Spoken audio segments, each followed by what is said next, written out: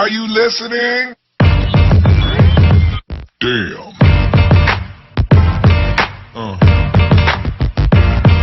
Yeah.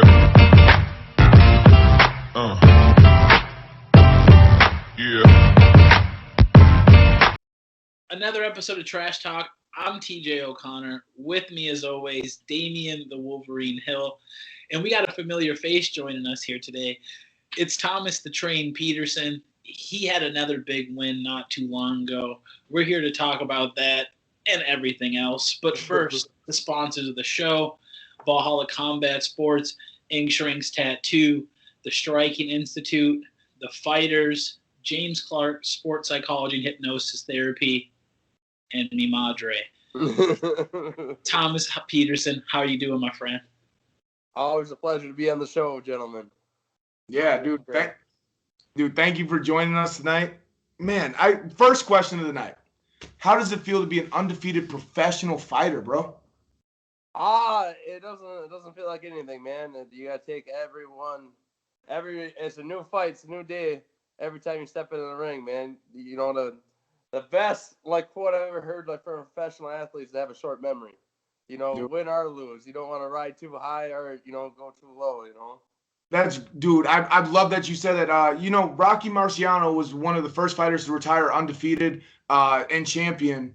He was one of the quotes that he said, or actually died, but anyway, there was a quote that he said, I'm only undefeated until the next one. Yeah. Dude, you got to think like that. I love the fact that you do. Do you feel like thinking like that and having that thought process, you got to take it one fight at a time, is one of those things that keeps you from being distracted and not when people give you compliments on your abilities and everything, it's easy to become distracted in that and get wrapped up in that. Think you're better than you are. Yeah. Yeah, that kind of like what happened on. I don't want to say Ronda Rousey did great things for the sport. She did amazing things for women's sport and was definitely one of the first ones to ever bust through. But when you say that, I think of her. I think if she thought she was way better than she was. She tried to outbox Holly Holmes. And Holly Holmes been boxing her whole life. Just stuff like that. So a lot of it's easy, especially at this level when you haven't really been tested by a great opponent. You haven't been tested by a Hall of Famer, champ, So it's easy to get distracted and think you're better than you really are right now, but I'm just trying to be the best I can. I'm just trying to be the best I can every day, Dude, I love it. You actually just reminded me of another quote by another famous fighter. It's and I want you to tell me what you think about this quote, because I really don't have a question except for I want to know what you hear when I say this. The quote was by John Jones. He says, people are saying that I haven't been tested, but he felt like he had been tested because he had been fighting all these legends. He's like, I have been tested. I just keep getting straight A's. So people are convinced I haven't been tested. I don't know. I'm not trying to make you think anything, but no. That's what I think John of. John Jones, Lyoto Machado, Shogun, Rampage Jackson, all in their primes. They weren't on the way down. Rashad Evans, you know what I'm saying? John Jones is the greatest. He might not be the best person, but he is the greatest fighter of all time. No doubt in my mind. The guy is a phenom. Dude, I mean, regardless of how I feel about him personally, I instantly out of that quote once you started saying that. I'm like, I have your. Sorry. When I guess if I beat them guys that are all champions, and I'll say that. But right now, I not to take anything away from anybody I fought, but I always just want to keep climbing. I'm still not there yet, but I want to be, Like I said, I love it. I love it. It's the perfect response because, from an outsider's perspective, obviously you got money in the game. Your chips are in the game. From an outsider's perspective, you're at the perfect place right now. I feel like, 4 fights in, 4 first-round finishes, and you fought quality competition. I don't think you fought a guy yet that had a losing record that hasn't had, 50 fights. That first fight with BJ Lacey, obviously. Yeah. Here in Minnesota. But, I mean, so you've made all the steps and, you faced the adversity which was 2020. You had those first 2 fights right at the end of 2019, early 2020. the whole world got on pause. And you've shot out like a rocket in 2021. I mean, you've spent maybe 3 minutes in the cage for 2 fights now in LFA, and you got the world buzzing. You know, what is that like? Like you said, obviously, like you said, you know, you're grounded, you know where you're at, but the confidence has to be going high right now. What's the work like in the workroom? In the work gym, we got something good going on there. I don't know if you guys are paying attention. We got Nick Compton, Randy, Davey, and there's people keep coming, man. There's something to get a part of in that room, you know. And then so I you know, and then Rio Jiu-Jitsu I go with the Striking Institute. Caitlin's fighting tomorrow, but like there's something good going on at work in Minnesota. You can't argue that, you know what I'm saying? But, dude, I've definitely been following the videos being posted by the work gym page and just by the fighters individually as well. I mean, it's amazing. The gym kind of just came out of nowhere. I'd never even heard about it until all the fighters started, or I seen the posts of the fighters training in there, doing all their explosive training, speed training, pad work. What don't you guys do there? And how was this kept such a great secret for so long? And why is it blowing up now? I don't even know if you know the answers, but I'm asking. No, I don't. But I'm just talking about the MMA side. I think the boxing side, Marlon, a handful of guys, and I can't even. I'm gonna butcher their names if I try to say them. Yeah. But that Delico is a great coach, man. He really clicks with everybody. And he really clicks well with me. I like the guy a lot, you know, and he just knows how to flow, you know.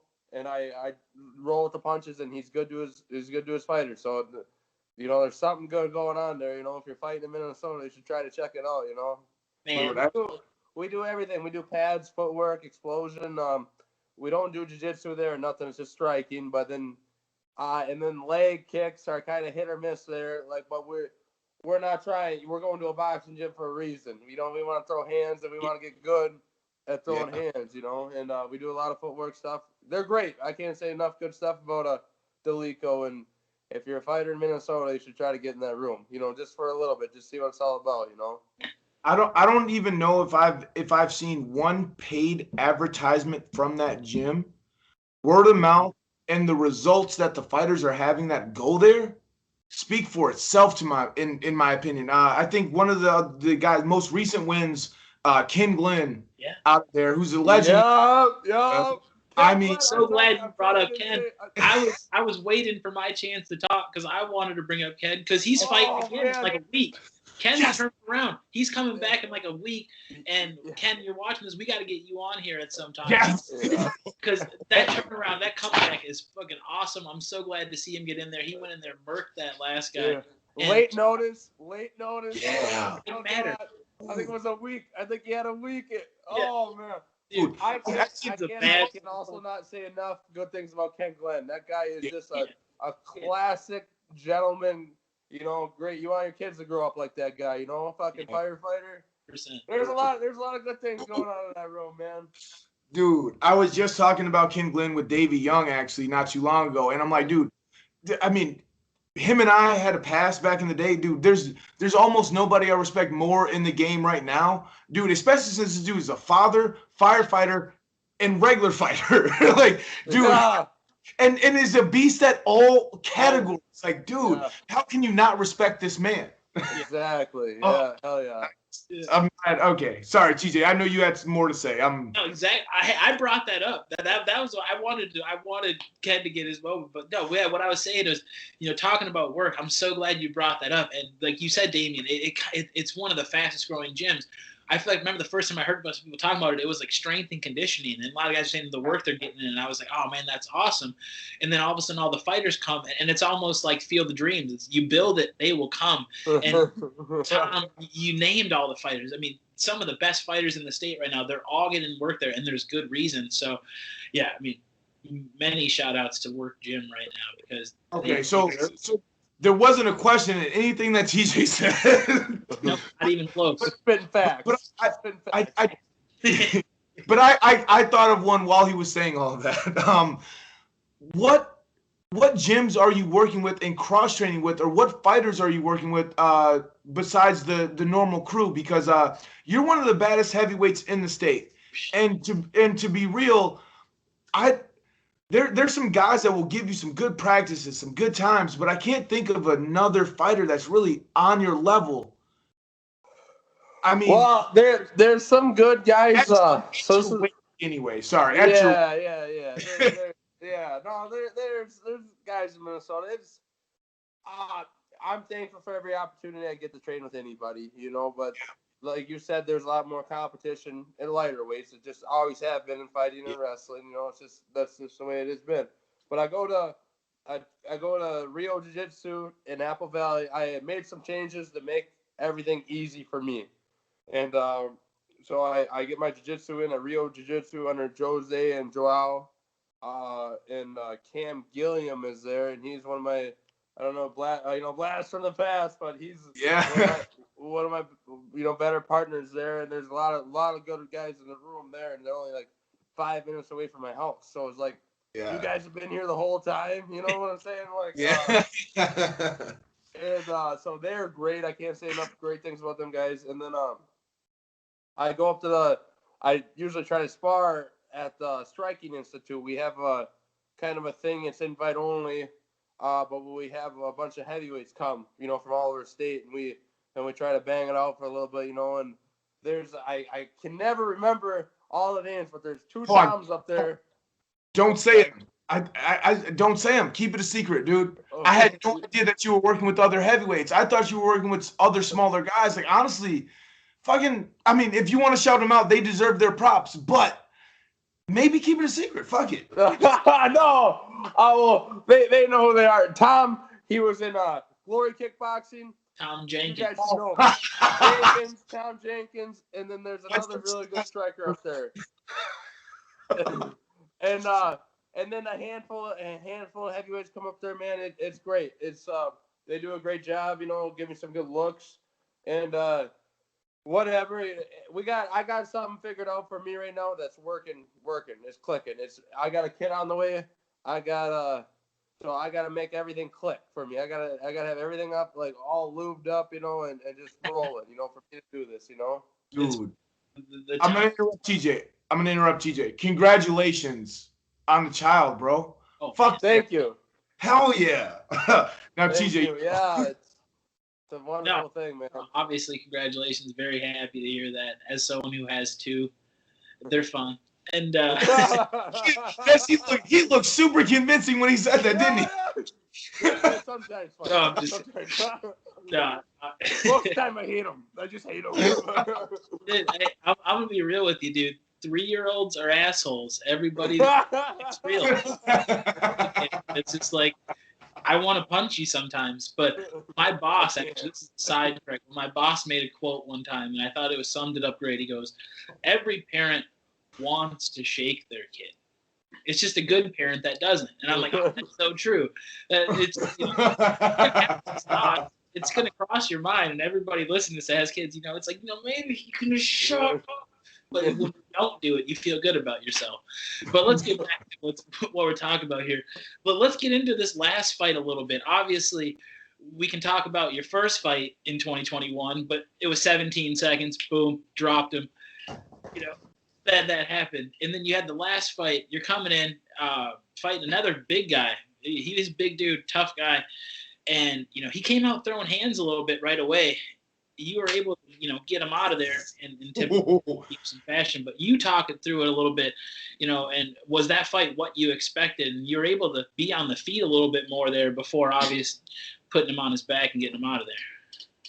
Well, he was, when I looked at his record, it looked like he was 3-1. He had 3 professional bouts and 1 loss, I think, in MMA. But I don't know why he said it was 1-1. But Big Tex, I didn't think he would have a ground game at all. That dude had a good guard. And I was extremely, extremely surprised about his guard. And that shouldn't have happened. I shouldn't have been surprised about that, because at this level, LFA ain't putting random guys in there that can't fight, and it didn't surprise. It didn't really change the fight for me, but it was like, holy shit, you know, like this guy's throwing up triangles and trying to submit me, and then throwing big hammer fists. Like the guy was a horse. You can't argue. His name was Big Tex for a reason. You know what I'm saying? Like, Yeah. And so, anyways, he came out and tried to Mazda me, you know, and I kind of was like, this isn't happening. I'm gonna step aside and let her cool down a little bit. Yeah. I hate to stop. Am I glitching out a little bit, or can you guys hear me? Yeah, I can. Fine. Yeah, you're great. All right. Yeah. So anyway, he tried to come out, and I think he was gonna try to knee, but I stepped away, so he switched to a body kick, and then he came in, loaded up the right hand, so I changed levels, and I was changing levels to go to a body lock, and it just worked out. Everything worked out perfect. One thing I did wrong was I should have got out of guard right away. I ended up in side control, but he kind of swept me back to guard, and I didn't think nothing of it because I didn't think the guy knew really what he was doing. And he played mind games. I usually, like, you know, I'm very respectful of my opponents or whatever, you know, and I see him back there, you know, it sounds like we're gonna start fighting back in the, you know, back locker room, right? Yeah. And he was like, hey, I went and said hi to him. I seen this big guy. We were eating, and me and Delico were eating, and I see him. I'm like, Delico, that's the guy. And he's like, Delico's like, no, it's not. And I go, hey, are you, you know, Big Tex or whatever? Are you fighting here? And he goes, yeah. Who are you? And I go, well, I'm Thomas. I'm your opponent. And he goes, oh, I don't really research my fighters at all. I'm sorry. I should have known. Sorry. And he's like, let's just be safe out there, right? So in my head, the guy has no idea who I am. Like, just blatantly, like, how the fuck do you not research or anything, right? So later on, I'm watching the fight. You know, the next day I'm watching the fight, and you hear in his walkout, he's like, well, he's better in wrestling than me, but I'm better on the ground. I'm better on the feet.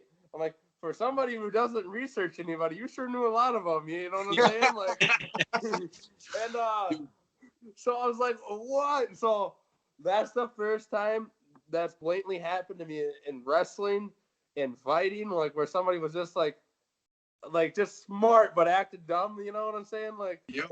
And it threw me. It didn't have any outcome on the fight, but it did. It was like, what the fuck, you know?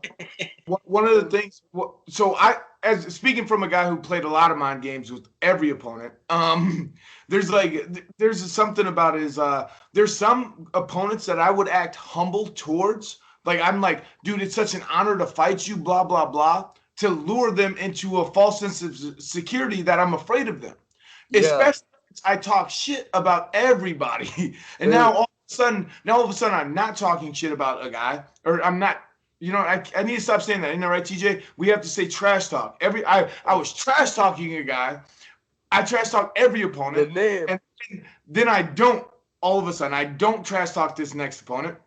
I'm showing him absolute respect. And then he's thinking that I'm either scared or like he doesn't know what's going on in my head. And then I go against another opponent. I'm talking mad trash. And then there's other guys that are like way more famous than me. They're known more locally. They're known more publicly. They're known everywhere. They have a higher social media presence. Everything you want to think of, they're known more than me. And then I tell them, who are you again?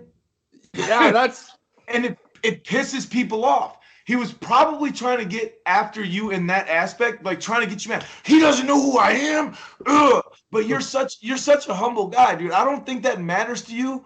But you said that it somewhat affected the fight. In what way do you think it affected it, or affected your mind? It didn't affect the fight, but it almost was like it just was one of those things where it was like, You want to say fuck you? I didn't get pissed about it. I'm like, this guy either this guy's an idiot or he's amazing. He just doesn't care, you know. And Thomas Petersen answer. Oh, I'm sorry. I just would have never expected you to say anything less than that. Continue though. I'm sorry. Well, no, like I'm just saying, for like we're in a pandemic, right? If you're fighting right now, you want to fight. There's no doubt about it. And so for this guy to act like he just rolled off the couch And I was like, I think I'll fight today. It's a bunch of bullshit. I was like, and I was like, I know you're playing mind games. I know, I think you are. I'm like, are you serious? Like, like, so it wasn't like I was offended by or anything, but it was just the first time that's happened to me where it was like, what the fuck, you know? So is it fair to say that that you thought about it more after the fight than before the fight? Yep, because during the fight, I'm like, okay, you know, whatever, it is what it is. He just doesn't. That's his style. And then when he did that interview, you know, we do an interview, and then the promoters, or not the promoters, but the table guys kind of talk while people are walking out.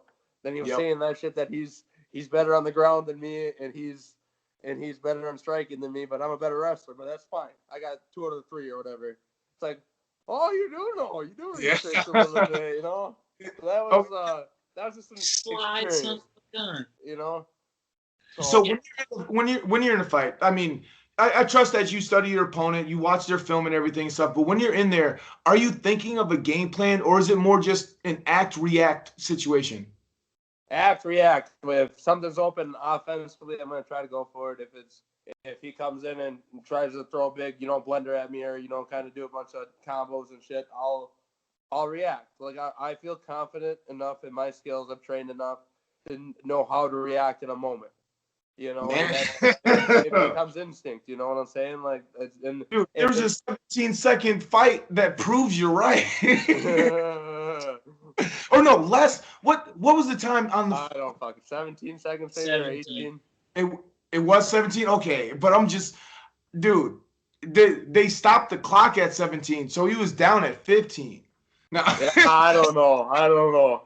Okay, We're gonna get LFA on the phone. Yeah, right. Okay, so timekeeper on the phone. No, we're not going to talk to LFA. We're going to talk to Guinness. They're the guys that I trust.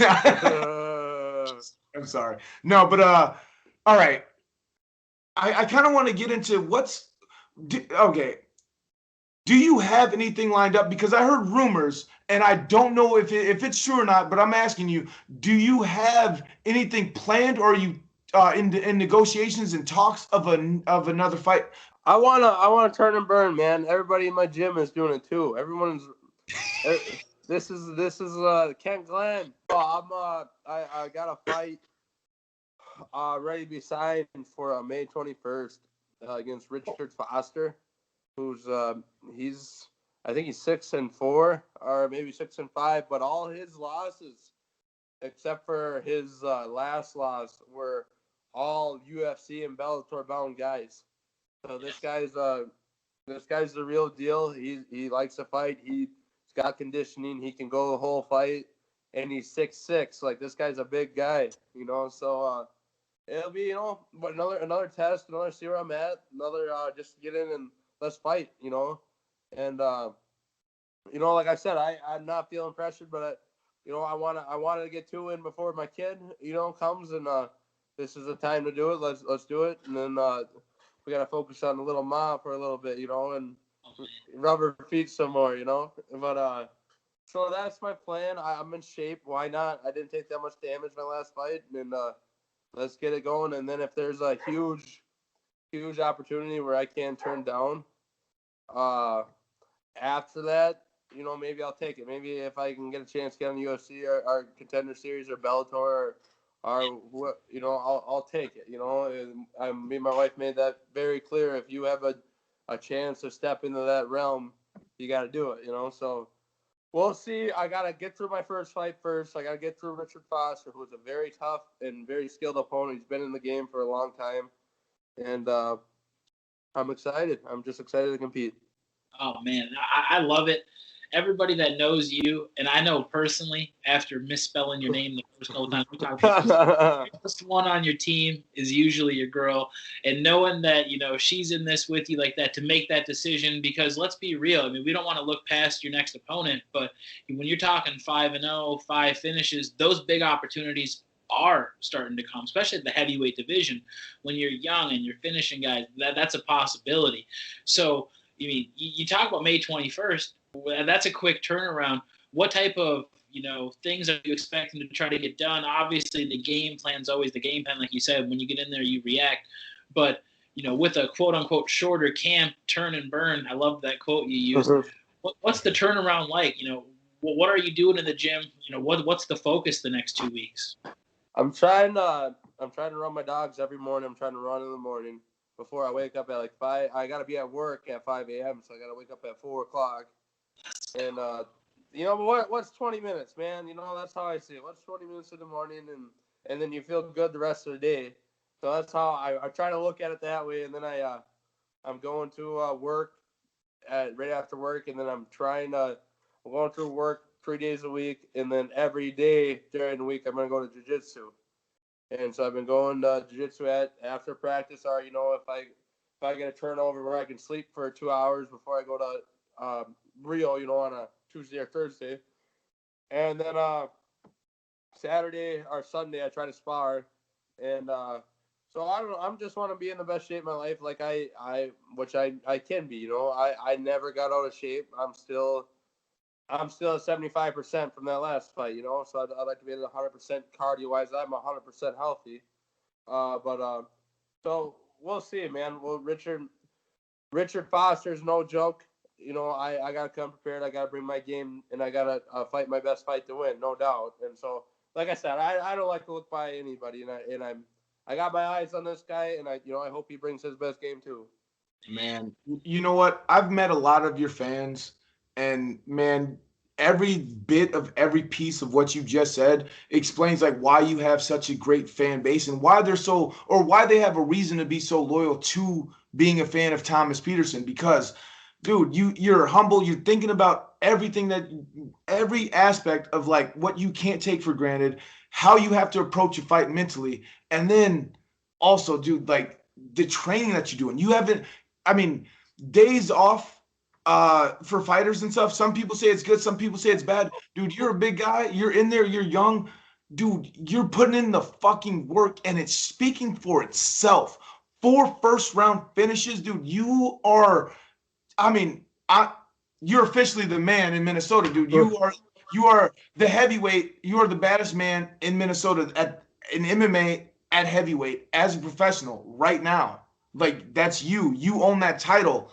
And oh, dude, I'm glad that you have the support system behind you. And you're one of those guys where like there's so much things that come into the fight game that can distract a guy and can get him out of it and everything. Dude, you're grounded. You have a wife. You have a kid on the way. You have a solid job. And then you have solid teammates. You have solid fans around you, dude. I feel like, dude, I'm blessed. I'm blessed, no doubt. I'm blessed. Oh, man. That support me and, help out. And my wife, it's great. Dude, I want to give them all the shout outs in the world, but I'm going to leave that with you. But like, it's a combination of you being you and you saying the things that you do and believing the things that you do and keep putting in the work that you're putting in that probably reflects the confidence onto them. Because, dude, I know a lot of fighters that know a lot of people that have a lot of friends, but they don't have as much support as I see that you have. And it's from, I don't know where it's from. Small town, baby. Yeah, dude. Oh, words can't describe it, dude. And I'm just like, I see it, and I'm like, dude, I love it. I fucking love it. Yeah, no, I got a lot of good people around me, and blessed, Yeah, it's great. It's one of my favorite things to see. Obviously, back, before the pandemic, seeing the live crowds, you'd have everybody there.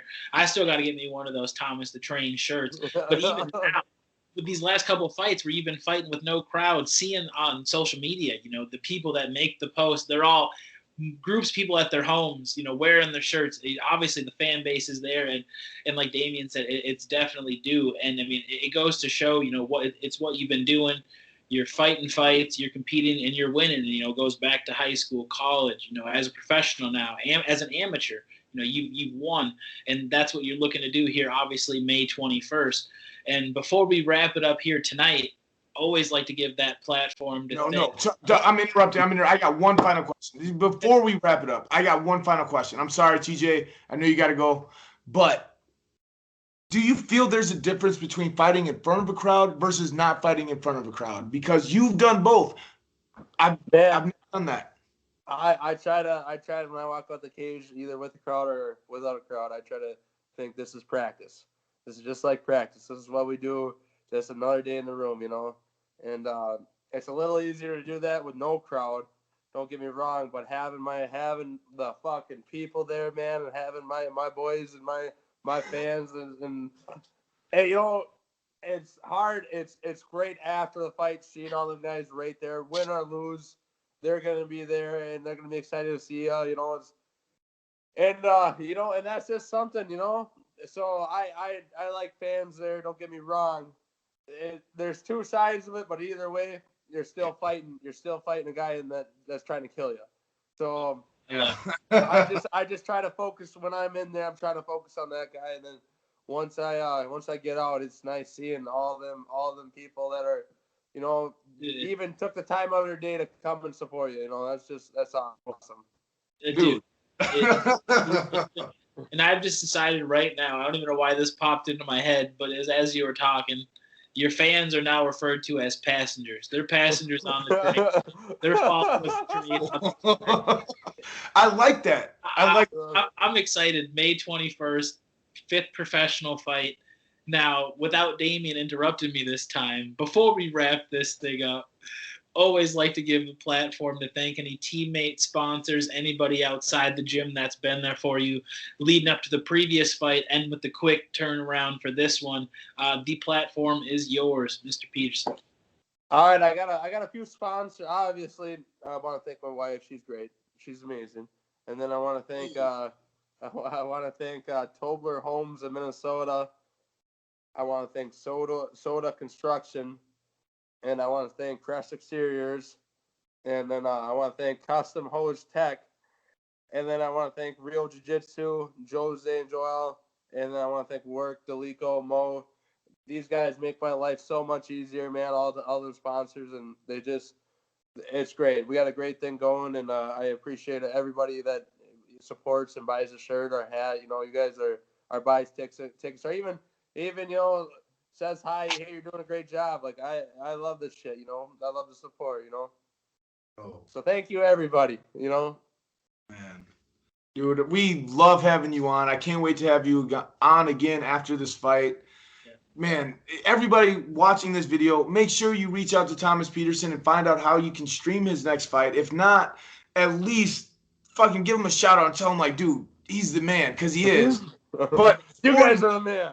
And before you tell him that he's the man, like this video, subscribe to Trash Talk with Damien and TJ, and always remember, don't be a hoe.